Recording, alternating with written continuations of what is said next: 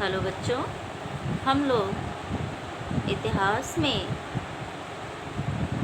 Ancient history, medieval history का अध्ययन कर चुके हैं। अब हम लोग मॉडर्न इंडिया के अंतर्गत तीसरे चैप्टर औपनिवेशिक शहर, नगर योजना एवं स्थापत्य के विषय में आज अध्ययन करेंगे। तो यह 12वां चैप्टर है। अब हम लोग अंतिम खंड यानी जैसा कि अभी हमने बताया मॉडर्न इंडिया के अंतर्गत तीसरे चैप्टर को पढ़ने जा रहे हैं आज। तो क्या है चैप्टर का नाम? औपनिवेशिक शहर, नगर योजना एवं स्थापत्य, colonial cities, urbanization, planning and architecture. तो ये हमारा आज का टॉपिक है, हमारे लेसन का नाम है। तो इस चैप्टर के अंतर्गत हम लोग औपनिवेशिक शहर यानी अंग्रेज़ों के शासनकाल में बसाए गए शहरों के विषय में, साथ ही नगर योजना, उनकी नगर योजना किस प्रकार थी एवं स्थापत्य यानी भवन निर्माण की कला, स्थापत्य कला के अंतर्गत बच्चों भवन निर्माण कला को लिया जाता है। तो भवन निर्माण की कला किस प्रकार थी, इसके विषय में हम जानकारी प्राप्त करेंगे। साथ ही पूर्व औपनिवेशिक काल यानी अंग्रेज़ों के शासन के पूर्व भारत में किस प्रकार के कस्बे थे, शहर थे और गांव थे, इसके विषय में भी अध्ययन करेंगे। और पूर्व औपनिवेशिक काल में बसाए गए शहर, औपनिवेशिक काल के कस्बे एवं शहर, औपनिवेशिक काल में नगर संरचना, औपनिवेशिक काल में नगर योजन, औपनिवेशिक शहर के स्वरूप परिवर्तन, भारत में औद्योगिक विकास तथा स्थापत्य शैली के विषय में इस चैप्टर में हम लोग अध्ययन करेंगे। तो जितना टॉपिक अभी हम बोले हैं उसके आधार पर यह सिद्ध होता है कि हम लोग इस चैप्टर के अंतर्गत मुख्यतः औपनिवेशिक शहर एवं नगर योजना तथा पूर्व औपनिवेशिक कस्बे एवं शहर के मध्य अंतर को इस चैप्टर में दर्शाया गया है और उसी के विषय में हम लोग इसमें पढ़ेंगे। तो भारत में ब्रिटिश शासन की स्थापना के पश्चात औपनिवेशिक शहरों का विकास हुआ।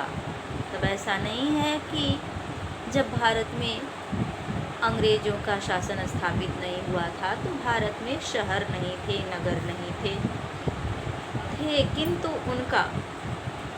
उनकी योजना अलग तरीके की होती थी और औपनिवेशिक काल यानी कॉलोनियल शहरों की योजना अलग तरीके से होती थी। तो औपनिवेशिक शहरों का विकास जो हुआ उसमें था कलकत्ता, मद्रास, आधुनिक चेन्नई, बम्बई, आधुनिक मुंबई। ईस्ट इंडिया कंपनी के व्यापारिक क्रियाकलापों के कारण व्यापार के महत्वपूर्ण केंद्र के रूप में उभरे। कौन कौन से शहर बच्चों? कलकत्ता, जिसे वर्तमान समय में कोलकाता कहा जाता है, मद्रास जिसका वर्तमान नाम चेन्नई है, और बम्बई जिसे मुंबई के नाम से जाना जाता है। यह ईस्ट इंडिया कंपनी के व्यापारिक क्रियाकलापों के कारण व्यापार के महत्वपूर्ण केंद्र के रूप में उभरा और यही औपनिवेशिक काल के मुख्य शहर थे। औपनिवेशिक शहर की स्थिति के से पूर्व ये तीनों शहर मूल रूप से मत्स्य ग्रहण यानी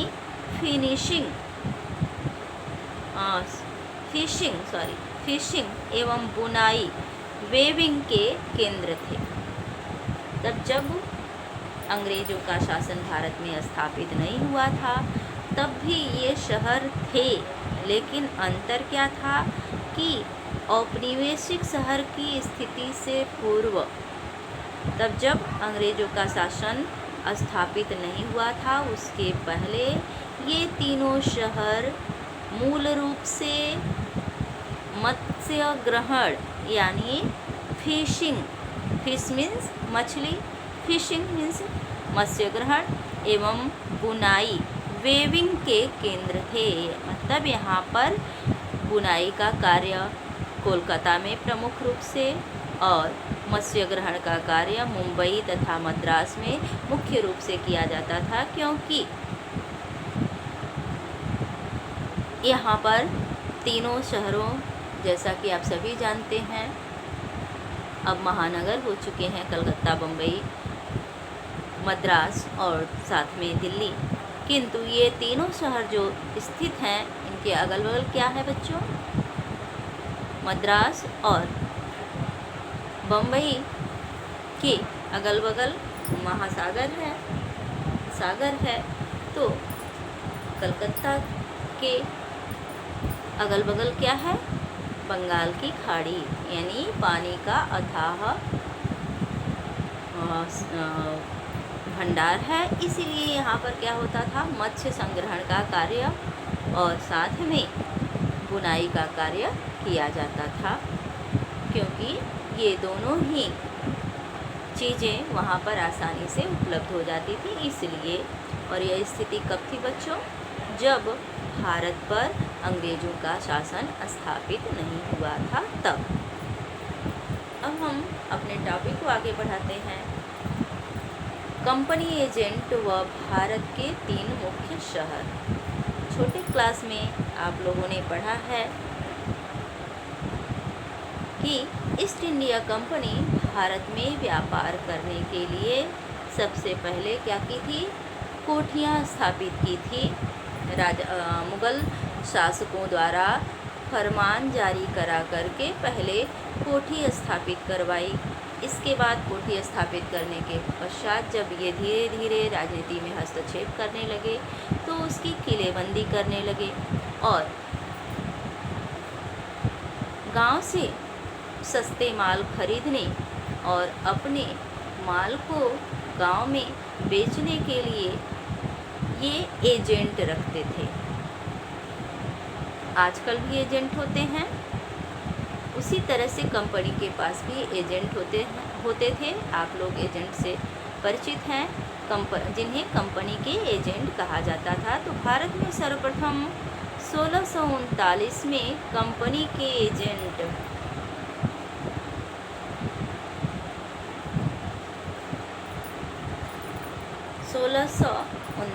में कंपनी के एजेंट मद्रास में बस गए। कहाँ पर बसे बच्चों? मद्रास महानगर में आकर के बस गए। 1639 यानी 17वीं शताब्दी में कंपनी के एजेंट मद्रास में आकर के बस गए और 1661 में बम्बई ब्रिटेन के राजा के अधीन था, जिसने इसे कंपनी को सौंप दिया। तो ब्रिटेन के राजा को मुंबई दहेज में मिला था बच्चों। जैसा कि आप लोगों को पता है, यह छोटे क्लास में है, हम पढ़ा चुके हैं, आप लोग जानते हैं कि कैथरीन से शादी करने के उपलक्ष्य में, विवाह करने के उपलक्ष्य में ब्रिटिश राजकुमार को मुंबई दहेज स्वरूप प्रदान हुआ था, जिसे उन्होंने 1661 में कंपनी को सौंप दिया। किस कंपनी को? ईस्ट इंडिया कंपनी, जो अंग्रेज़ों की व्यापारिक कंपनी थी, उसको सौंप दिया। इसके बाद कुछ समय पश्चात कलकत्ता पर भी कंपनी का अधिकार हो गया। कब हुआ कलकत्ता पर अधिकार? कब हुआ? 1690 ईस्वी में। मुंबई 1661 में मिला और कलकत्ता 1690। तो इस प्रकार, और मद्रास में कब बसे थे आकर के? 1639 में। तो 1639 में मद्रास, 1661 में मुंबई और 1690 में कलकत्ता पर कंपनी का अधिकार हो गया। और इसके पश्चात क्या हुआ? कलकत्ता, मद्रास एवं बम्बई में कंपनी के व्यापारिक तथा प्रशासनिक कार्यालय स्थापित किए गए। जब कंपनी के एजेंट यहाँ आकर के बस गए और यहाँ पर अधिकार प्राप्त कर लिया, तो फिर कंपनी द्वारा क्या करना शुरू किया गया बच्चों? व्यापारिक तथा प्रशासनिक कार्यालय स्थापित करना शुरू कर दिया इन लोगों ने। यानी कंपनी द्वारा फैक्ट्रियाँ स्थापित करना शुरू हो गया। और इन तीनों शहरों की नगर योजना परंपरागत भारतीय बस्तियों से अलग थी। परंपरागत मतलब प्राचीन काल की जो भारत की बस्तियां बसाई गई थी, उनसे इनकी नगर योजना भिन्न थी। किसकी? अंग्रेजों की। इन शहरों की नगर संरचना में औपनिवेशिक नगर योजना का स्पष्ट रूप दिखाई पड़ता है। किस शहर की? कलकत्ता, बम्बई और मद्रास की नगर योजना में अंग्रेज़ों की नगर योजना स्पष्ट रूप से दिखाई पड़ता है। इनकी नगर योजना कैसी होती थी?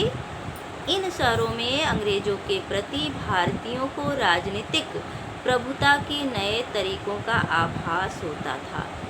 तब इन नगरों में आने के पश्चात ऐसा लगता था कि यहाँ पर अंग्रेज़ों का शासन स्थापित है। इस प्रकार से अंग्रेज़ों ने इन नगरों की योजना बनाई।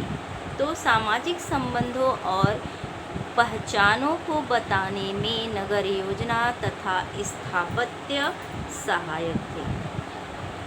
शुरू से ही नगर योजना इसी ढंग से की जाती थी। अंग्रेज़ों के पहले भी भारत में नगर योजना इस प्रकार से की जाती थी कि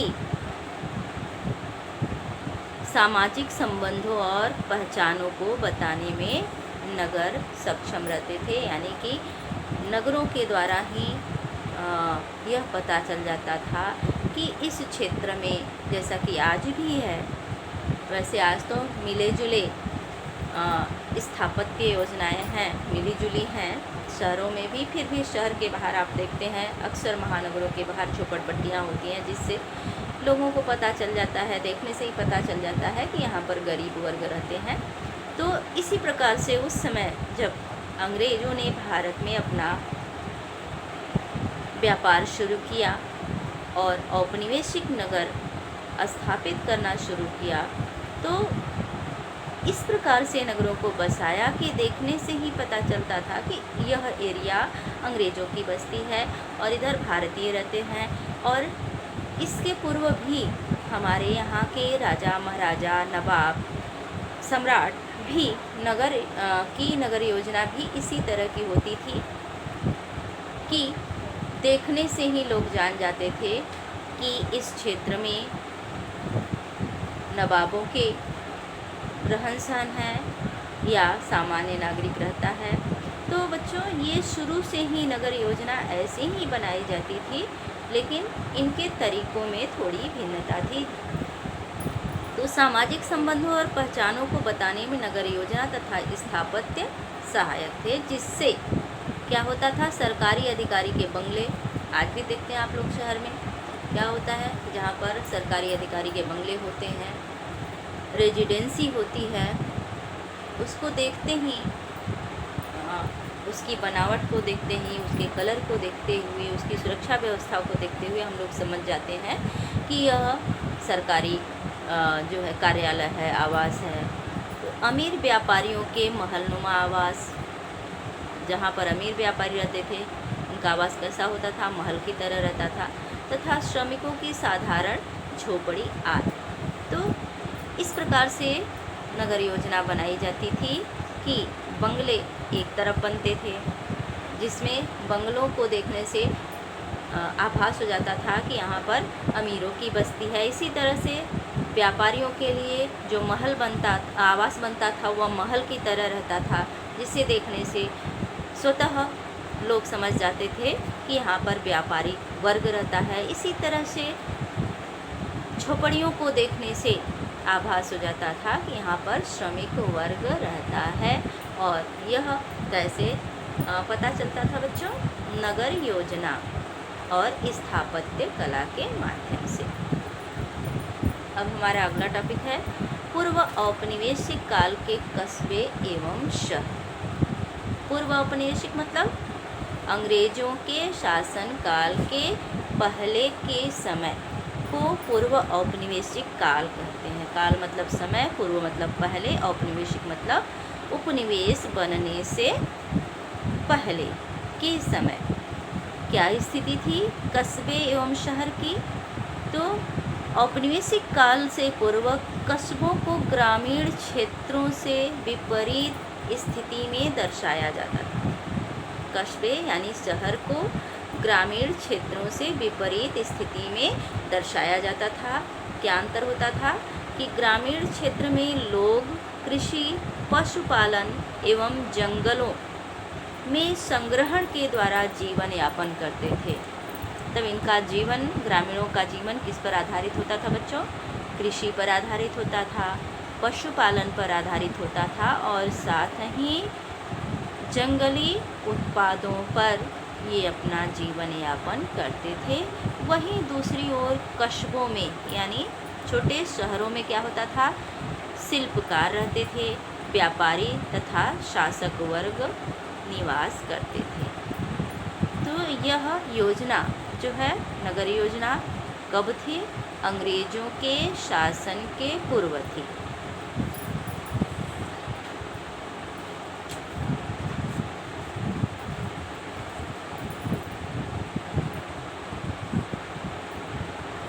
और कस्बों का ग्रामीण जनता पर अधिकार होता था।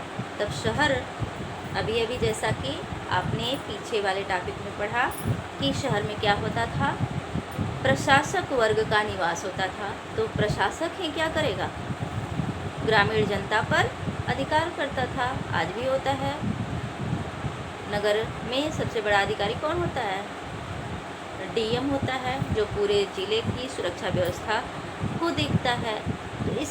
तो पूरे ज़िले पर उसका अधिकार हुआ कि नहीं? इसी तरह से कस्बों में क्या रहते थे? प्रशासक वर्ग रहता था। तो प्रशासक वर्ग का ग्रामीण जनता पर अधिकार होता था तथा इनके जीवन का मुख्य आधार कृषि था। कृषि से प्राप्त कर व अधिशेष होता था। किसके जीवन का बच्चों? प्रशासक वर्ग के जीवन का मुख्य आधार क्या था? कृषि से प्राप्त कर यानी राजस्व और अधिशेष मतलब उस पर लगाया गया कर। यह विशिष्ट प्रकार की आर्थिक गतिविधियों एवं संस्कृतियों का केंद्र था। तब कस्बे जो होते थे वो आर्थिक गतिविधियों एवं सांस्कृतिक गतिविधियों के प्रमुख केंद्र होते थे। और इनकी सुरक्षा व्यवस्था कैसे की जाती थी कस्बों की? किलेबंदी के द्वारा। कस्बों और शहरों को ग्रामीण क्षेत्रों से अलग। तब ग्रामीण क्षेत्र की किलेबंदी नहीं होती थी और जो कस्बे होते थे, शहर होते थे, कस्बा यानी छोटा शहर और बड़ा शहर, दोनों को क्या किया जाता था? घेरेबंदी के अंदर कर दिया जाता था। और कस्बों या शहरों पर आक्रमण के समय लोग गांवों की ओर उन्मुख होते थे। तो जब कस्बों या शहर पर आक्रमण होता था तो लोग कहाँ भागते थे? गांव की तरफ। जैसा कि आज का माहौल है बच्चों, लोग शहर से गांव की ओर पलायन कर रहे हैं अपनी जान बचाने के लिए।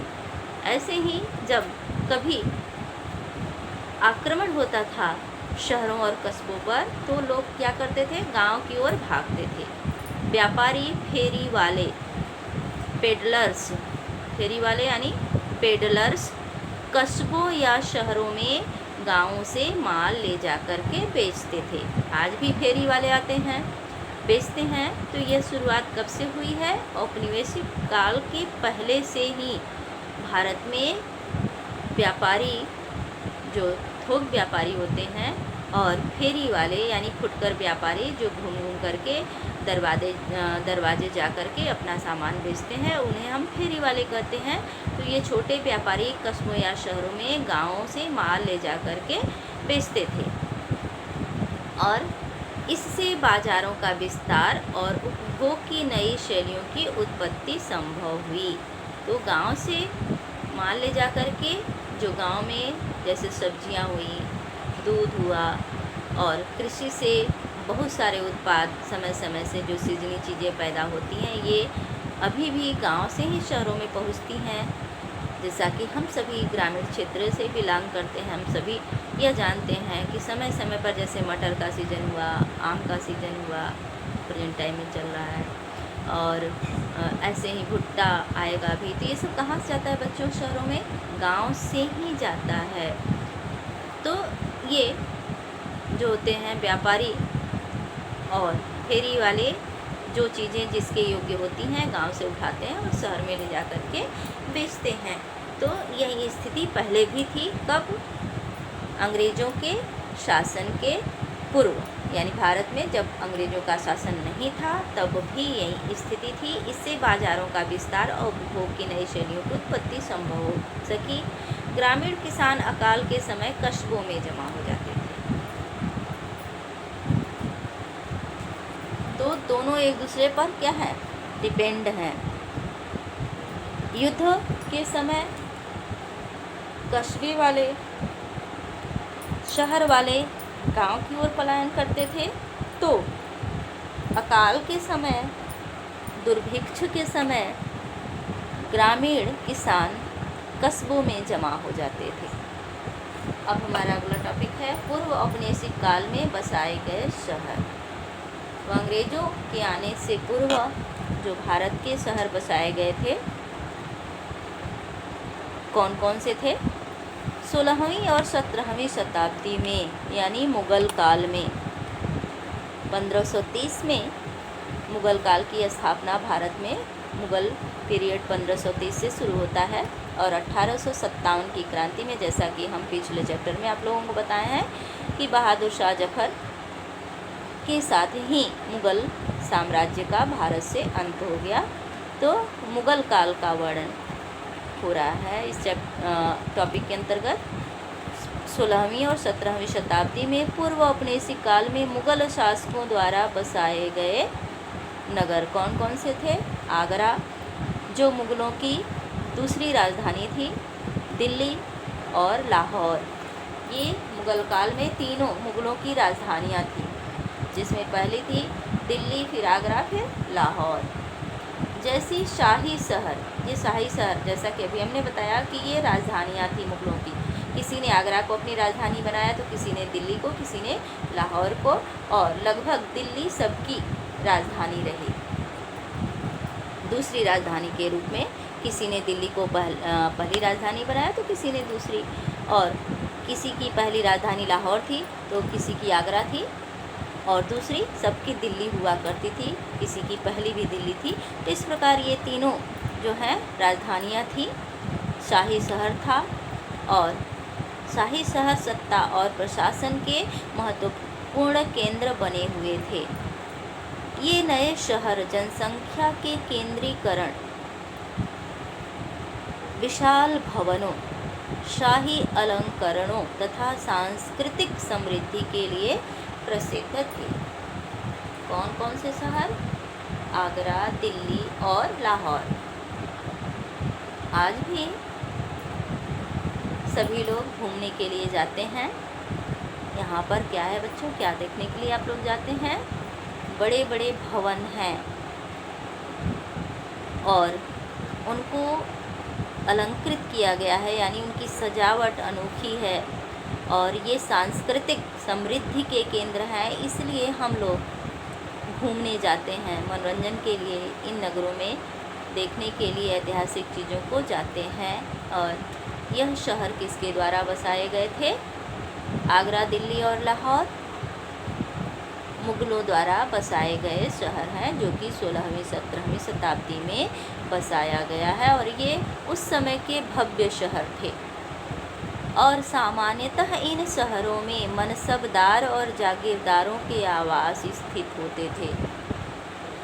मनसबदार एक प्रकार का पद होता है जो कि मुगल काल में अकबर द्वारा शुरू किया गया था। इसमें जात और सवार की संख्या के आधार पर मनसबदार के पद को सृजित किया जाता था। और मनसबदार 10 सवार से लेकर के 10,000 तक के सवार और जात पर आधारित होता था। मतलब छोटा मनसब भी होता था और बड़ा मनसब भी, जैसा मनसब रहता था उसी प्रकार से मनसबदार का रुतबा भी होता था। और जागीरदार यानी जमींदार, इन दोनों के आवास कहाँ रहते थे? शहरों में रहते थे, जो कि मुगलों द्वारा बसाए गए थे, जैसे दिल्ली, कलकत्ता, दिल्ली, आगरा और लाहौर। तो ये आवास अमीरों की स्थिति और प्रतिष्ठा के सूचक माने जाते थे। जब इनके बड़े बड़े आवास होते थे, आलीशान आवास होते थे, अलंकृत होते थे, तो इन्हें देख करके ही लोग समझ जाते थे कि यहाँ पर कौन रहता है? अमीर वर्ग, प्रशासक वर्ग रहता है। इन शहरों में सम्राट और कुलीन वर्ग के निवास के कारण कौन रहता था? सम्राट रहता था। और कुलीन यानी उच्च कुल में उत्पन्न लोगों को कुलीन कहा जाता है। तो जो बड़े बड़े घरानों में उत्पन्न होते थे, उनका क्या यहाँ पर होता था? निवास स्थानों होने के कारण सभी सुविधाएं इन शहरों में उपलब्ध होती थी, जैसा कि प्रेजेंट टाइम में भी है। प्रेजेंट टाइम में हर महानगर में क्या है? सभी सुविधाएं उपलब्ध हैं। इसीलिए गांव से जनता शहर की ओर पलायन करती है समस्त सुविधाओं को प्राप्त करने के लिए। अब जैसे कौन कौन सी सुविधाएं उस समय उपलब्ध थी? शिल्पकार कुलीन वर्ग के परिवारों के लिए विशिष्ट हस्तशिल्प का उत्पादन करता था। मतलब हस्तशिल्पी यहाँ पर रहते थे, जिन्हें शिल्पकार कहा जाता था। और वहीं ग्रामीण क्षेत्रों से अनाज जैसी वस्तुएं लाई जाती थी, लेकिन भोजन के लिए लोग ग्रामीण क्षेत्रों पर ही डिपेंड थे, जैसा कि आज भी स्थिति है। गांव से ही कृषि उत्पाद शहरों में पहुंचते हैं। तो शहरों में शासक वर्ग एवं कुलीन वर्ग के निवास के कारण राजकोष भी यहीं होता था। राजकोष यानी राजा का कोष यानी खजाना कहाँ होता था? जहाँ राजा रहेगा वहीं पन्न होगा बच्चों। तो इनके महानगरों में ही ये राजकोष भी होते थे। इसके अतिरिक्त यहाँ पर क्या होता था? उद्यान यानी बड़े बड़े बगीचे, मस्जिद, मंदिर, मकबरे, महाविद्यालय, बाजार और सराय, ये सब इन महानगरों में रहते थे। क्योंकि मुगल शासक जो थे वो स्थापत्य कला के शौकीन थे, साथ ही ये प्रकृति प्रेमी भी थे। तो ये प्रकृति से प्रेम रखते थे, इसलिए उद्यान भी लगवाया करते थे, यानी बगीचे भी लगवाया करते थे, जैसा कि अभी भी है मुगल गार्डन, जिसे देखने के लिए असंख्य लोग इसी समय दिल्ली जाते हैं। और इससे गवर्नमेंट को काफ़ी इनकम भी होता है। तो ये मनोरंजन के स्थल हैं। और दक्षिणी भारत के कांचीपुरम और क्या होता था? महाविद्यालय, बाजार, सराय आदि यहाँ सामान्य धार्मिक त्यौहार मुख्य रूप से मेलों के साथ मनाए जाते थे। तो हर धार्मिक त्यौहार पर क्या होता था? मेला लगता था, जिसमें तीर्थ और व्यापार जुड़े होते थे, यानी दुकानें लगती थी तो व्यापारियों को लाभ होता था। तो एक तरह से व्यापार से जुड़ा हुआ होता था मेला। फिर है दक्षिण भारत के कांचीपुरम और मदुरई जैसे नगरों का मुख्य केंद्र मंदिर होता था। कांचीपुरम में मंदिरों की श्रृंखला है, इसी तरह से मदुरई में भी मंदिरों की श्रृंखला है और यह नगर मंदिरों के लिए प्रसिद्ध है। ये नगर प्रमुख व्यापारिक केंद्र भी थे। मंदिरों के साथ साथ ये नगर व्यापारिक केंद्र के रूप में भी प्रसिद्ध थे। प्रायः शासक धार्मिक संस्थाओं का उच्च अधिकारी और प्रधान संरक्षक होता था। शासक क्या होता था? धार्मिक संस्थाओं का उच्च अधिकारी होता था और संरक्षक भी होता था। और समाज के विभिन्न समूहों एवं संस्थाओं की स्थिति शासक के साथ उनके संबंधों से निर्धारित होती थी और किस प्रकार का शासक से उसका संबंध है, इस पर समाज की विभिन्न समूहों एवं संस्थाओं की स्थिति निर्धारित होती थी, निर्भर करती थी। मध्यकालीन शहरों में शासक वर्ग के वर्चस्व वाली सामाजिक व्यवस्था स्थापित थी, जिसमें समाज के प्रत्येक व्यक्ति का स्थान निश्चित होता था। क्या होता था मध्यकाल में? प्रत्येक व्यक्ति का स्थान निश्चित होता था। जैसे कि वर्ण व्यवस्था में प्रत्येक व्यक्ति के कार्य निश्चित होते थे, ठीक उसी प्रकार से मध्यकाल में प्रत्येक व्यक्ति का स्थान निश्चित होता था। प्रत्येक व्यक्ति से यह अपेक्षा की जाती थी कि सभी को समाज में अपना स्थान पता हो, यानी जो अपने स्थान से इतर विपरीत कार्य करेगा उसको सजा मिलती थी। तो इस प्रकार से प्रत्येक व्यक्ति को उसका स्थान याद दिलाने के लिए शासक वर्ग सामाजिक व्यवस्था स्थापित करता था और उसमें उसका वर्चस्व स्थापित रहता था। और उत्तरी भारत में इस व्यवस्था को बनाए रखने का कार्य कौन करता था? कोतवाल नामक अधिकारी करता था। मुगल काल में सुरक्षा व्यवस्था स्थापित करने का प्रमुख कार्य कोतवाल पर होता था। तो यह अधिकारी समाज के प्रत्येक व्यक्ति का स्थान जो निश्चित होता था उसको बनाए रखने में सहयोग करता था। कौन? कोतवाल। और जो इस कानून व्यवस्था को बनाए रखने के साथ नगर के आंतरिक मामलों पर भी नज़र रखता था। तब जो समाज में व्यवस्था को बनाए रखने के साथ साथ कोतवाल का प्रमुख कार्य क्या होता था बच्चों? नगर के आंतरिक मामलों पर नज़र रखना। और ये तो हो गया मध्यकाल के समय में, मध्यकाल में बसाए गए शहर और उनकी स्थिति। अब हमारा अगला टॉपिक है औपनिवेशिक काल के कस्बे एवं शहर। औपनिवेशिक काल यानी अंग्रेजों के शासनकाल के शहर। 18वीं शताब्दी तक भारत में ब्रिटिश शासन की स्थापना के पश्चात, ब्रिटिश शासन की स्थापना 18वीं शताब्दी,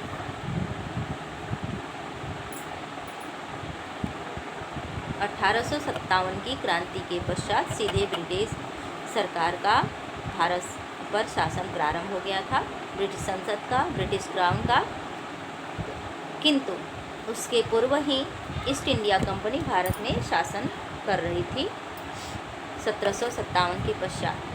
तो 18वीं शताब्दी, 1757 यानी 18वीं शताब्दी तक क्या था? भारत में ब्रिटिश शासन की स्थापना के पश्चात राजनीतिक एवं व्यापारिक गतिविधियों के बदलते परिवेश में पुराने कस्बों व नए शहरों का पतन होने लगा तथा नए शहरों का विकास हुआ। तब जो पुराने कस्बे और शहर थे उनका क्या हो गया? पतन हो गया और नए नए शहरों का विकास आरंभ हो गया। अब मुगल राजधानियाँ, जो ऊपर हमने बताया 3 जगह जो राजधानी थी, कौन कौन सी? दिल्ली, आगरा और लाहौर, के राजनीतिक प्रभुत्व का स्थान किसने ले लिया? क्षेत्रीय राजधानियों ने ले लिया। जो देशी रियासतें थी, देशी रजवाड़े थे, अब उन लोगों ने जब मुग़लों की शक्ति का ह्रास होने लगा, मुग़लों की शक्ति का पतन होने लगा तो क्या हुआ कि उसका फायदा क्षेत्रीय शासकों को मिला और क्षेत्रीय शासकों की राजधानियाँ इनकी राजधानियों का स्थान ग्रहण करती चली गई। तो क्षेत्रीय शासकों में जो सबसे शक्तिशाली प्रभुत्वशाली था वह था हैदराबाद का निजाम शाही। तो हैदराबाद लखनऊ नवाबों का शहर कहा जाता है बच्चों, और पुणे यानी पूना और श्रीरंगपट्टम यानी श्रीरंगपट्टम, बड़ौदा गायकवाड़ का क्षेत्र था बड़ौदा, और नागपुर भोसले ये मराठों का क्षेत्र था, तथा तंजौर मदुरै तमिलनाडु में पड़ता है, क्योंकि क्षेत्रीय प्रशासकों द्वारा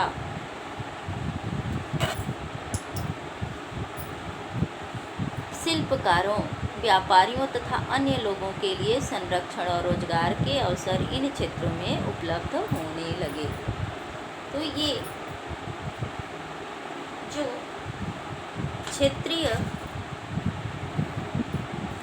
राज्यों के शहर विकसित हुए, क्यों हुए? क्योंकि शिल्पकार, व्यापारी तथा अन्य लोग यहाँ पर रोजगार के अवसर के सृजन के कारण बसने लगे। नए राज्यों के मध्य लगातार संघर्ष के परिणाम स्वरूप सैनिक की पूर्ति करने के लिए सेना में किराए के सैनिकों को भी शामिल किया जाने लगा, जिससे इन सैनिकों के लिए भी यहाँ रोजगार मिलने लगा।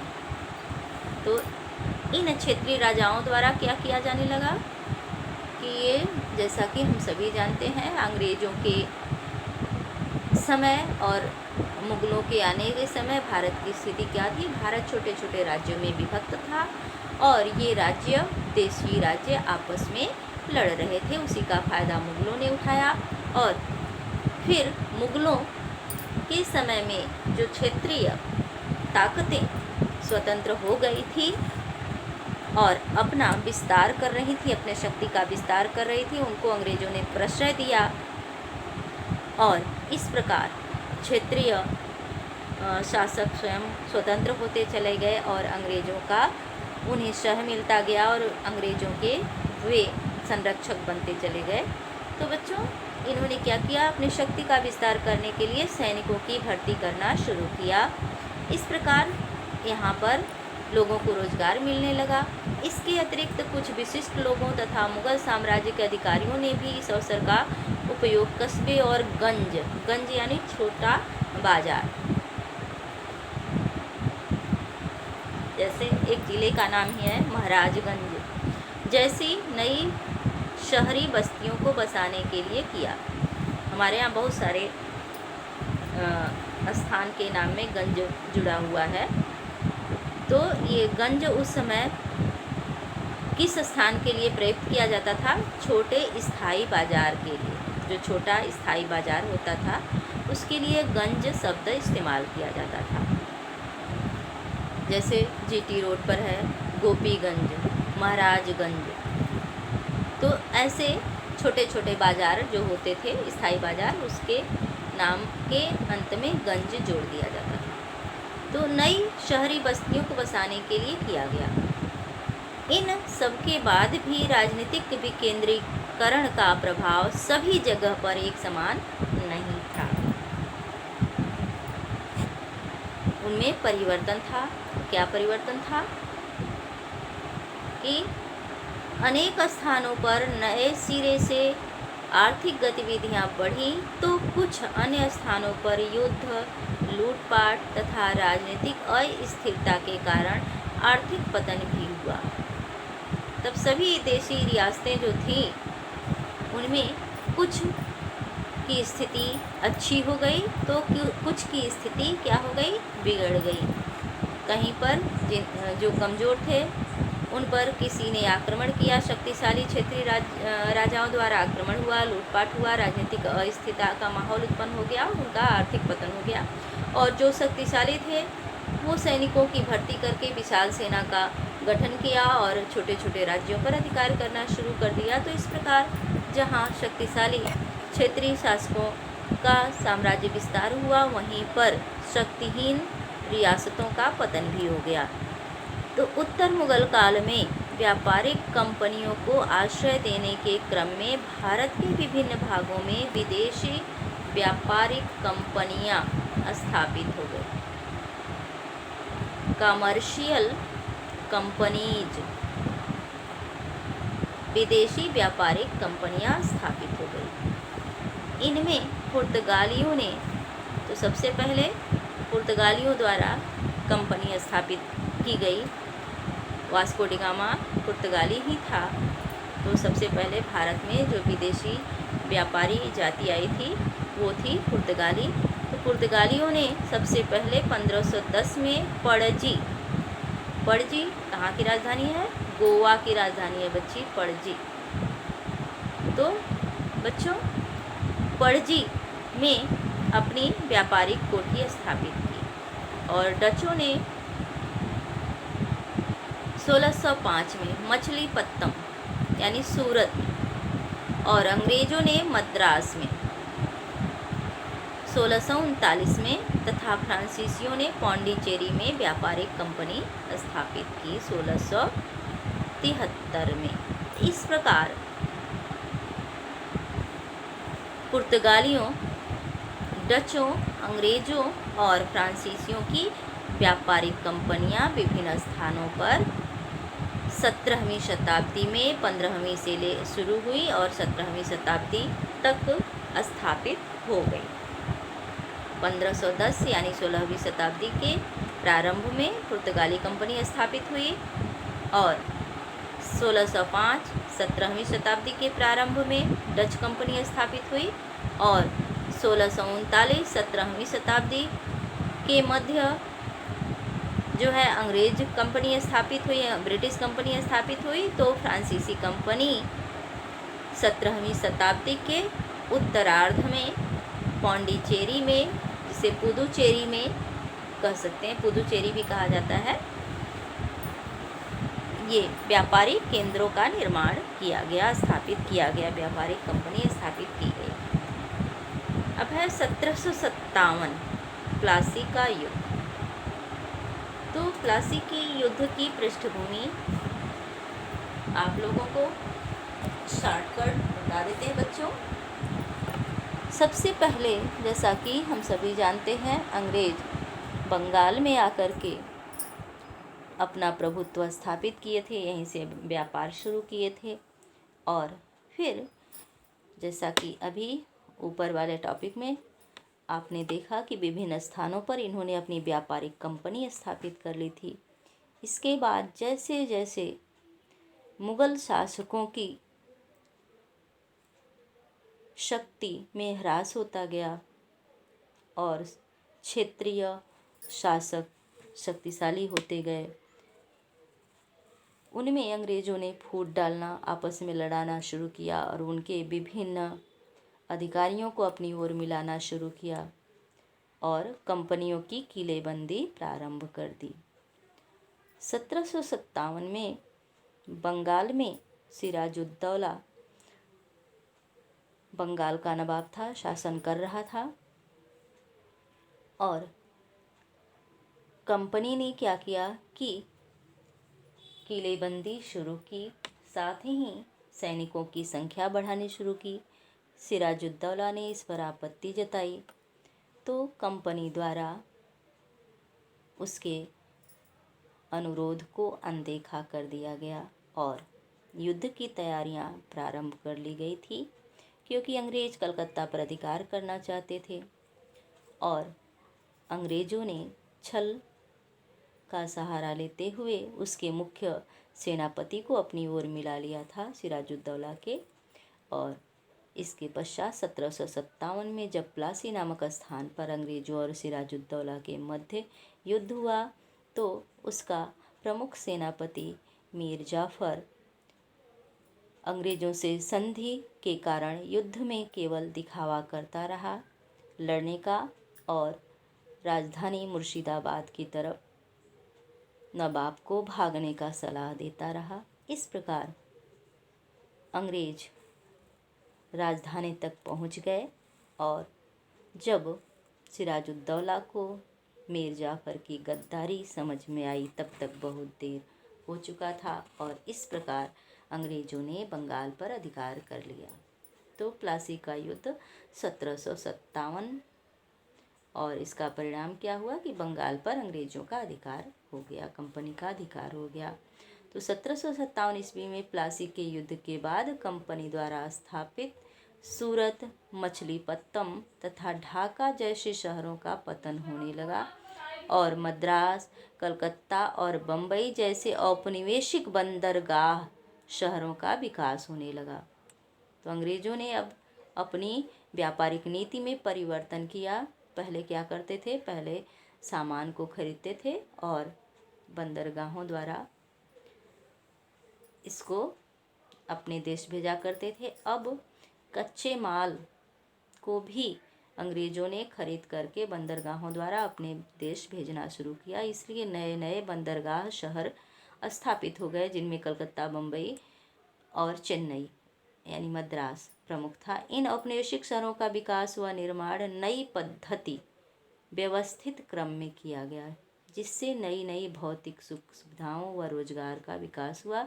इसके परिणाम स्वरूप लोगों का ध्यान इन शहरों के प्रति आकर्षित होने लगा, जिससे 1800 ईस्वी तक इन शहरों की गिनती भारत के विशालतम जनसंख्या वाले शहरों में होने लगी। तो 1800 आते आते भारत में ये 3 महानगर विकसित हो चुके थे। अब है प्लासी का युद्ध। प्लासी का युद्ध भारत के इतिहास में अभी जैसा कि हमने बताया निर्णायक युद्धों में से एक माना जाता है और प्लासी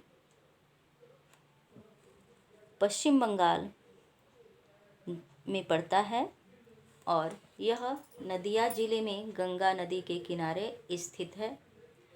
नदिया जिले का नाम है जो पश्चिम बंगाल में पड़ता है और गंगा नदी के तट पर बसा हुआ है।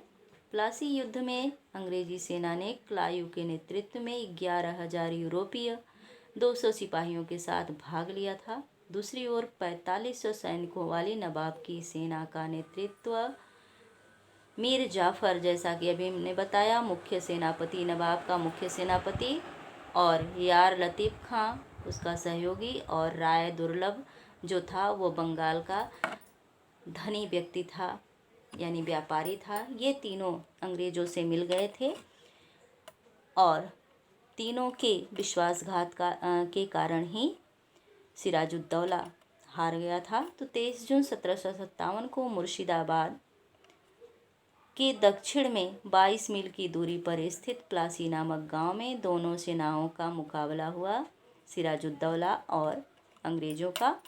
नवाब की सेना का वफादार सिपाही मीर मर्दान एक तरफ जो है विश्वासघाती सेनापति था, तो दूसरी तरफ वफादार भी थे, जिसमें मीर मर्दान और मोहनलाल मैदान में लड़ते हुए वीरगति को प्राप्त हुए और नवाब को मीर जाफ़र जो कि विश्वासघाती था ने वापस लौटने की सलाह दी। कहाँ लौटने की बच्चों? मुर्शिदाबाद की तरफ यानी राजधानी की तरफ लौटने की सलाह दी और नवाब युद्ध के मैदान से लौट गया और मीर जाफ़र एवं अन्य सिपाहियों की गद्दारी के कारण अंग्रेज सरलता से प्लासी का युद्ध जीत गए। नवाब को बंदी बना लिया गया और बाद में मृत्यु के घाट उतार दिया गया और मीर जाफ़र को बंगाल का नवाब बना दिया गया। तो ये था प्लासी का युद्ध। अब हमारा अगला टॉपिक है औपनिवेशिक काल में नगर संरचना। इस पर हम अगले वीडियो में प्रकाश डालेंगे। धन्यवाद।